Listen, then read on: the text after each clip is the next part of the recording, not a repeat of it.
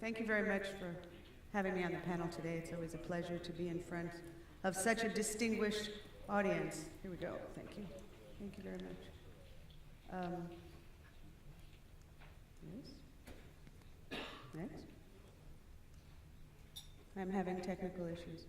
There we go. There we go. So, security is obviously a basic human need, basic concern.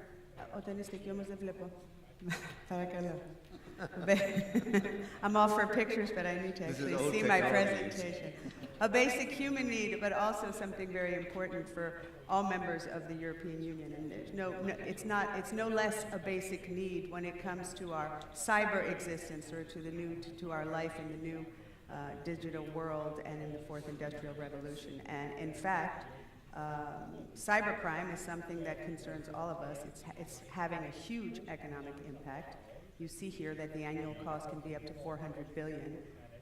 We're expecting a very big, the economic impact of cybercrime is actually rising in recent years at an alarming rate. Therefore, then vote on the camera. There we go. In fact, let's try this again. In fact, 87% of European citizens consider cybercrime to be a very important challenge. It's a European citizens are very, very concerned with this. And less than half think that we're actually doing enough in Europe to deal with these cybersecurity challenges that face us today. In 2016, there were, just so you can see the magnitude of the problem, 4,000 ransomware attacks per day. That's a very large number. 80% of European companies have experienced at least some sort of attack. The biggest increase in the past 2 years has been in security industries across industries. That's almost 40%. And in some member states, actually half of the crime at the moment is cybercrime. That's why, as you heard the commissioner speaking, cybersecurity is one of the priorities when it comes to digital policy in Europe, as it should be. And that's why we're here today. This just doesn't want to work for me. There we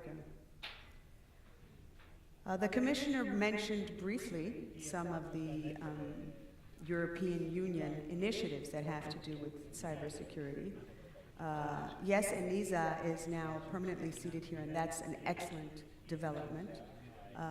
I've said many times in this forum and in other fora that digital policy is not a natural place where we need to fight when it comes to politics, because this is a long-term thing, and this is something that we all need to agree on. So when something is positive, of course we acknowledge it, and of course we encourage it. And what's been done with ENISA is definitely positive.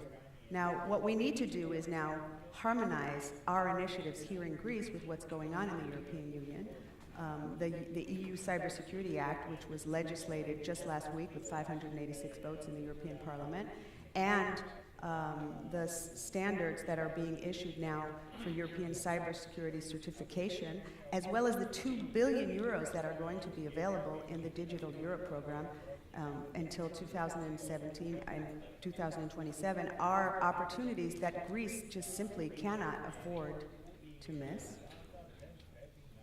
Especially, unfortunately, politics is not just about talking and about setting goals. Politics is about results, and results are measurable. And unfortunately, based on the Global Cybersecurity Index, which is the ITU's way of measuring what's going on in terms of the legal framework, the technical framework, the organizational framework, capacity building and cooperation when it comes to cybersecurity, Greece is in fact one of the lowest scoring countries, globally ranked 64th.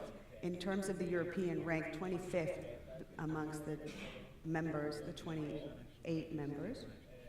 And when it comes to our local indices, which, as you see here, measure various cybersecurity aspects of policy implementation, again, we are way behind in just about everything. That means we need to try harder. And to try harder in terms of policy setting, in terms of legislation. And that's why our critique towards the government is aimed at expediting the efforts that are being made. Yes, there is, as the gentleman mentioned, a cybersecurity strategy which was implemented, which was rather adopted with a delay a year and a half ago. The Nice directive was also adopted with a delay in our country after we had been scolded by the European Commission for this. GDPR has not been fully implemented into law, and that, as you know, is very linked to cybersecurity, how we protect people's data.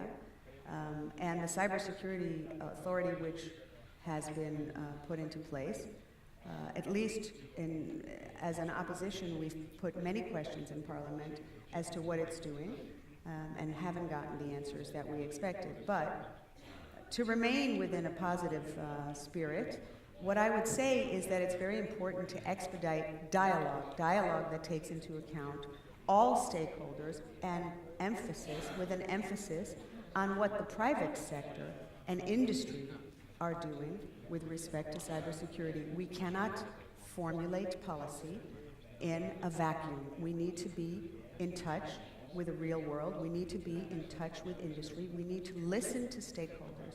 And we need to expedite our efforts nationally. We, as an opposition, have a plan for the next day in government. But until then, we will be a voice and a force of positive change in expediting our efforts in order to make sure Greece is a safe place in the cyber world, because safety is trust. There you go. Thank you very much indeed. Excellent. Excellent.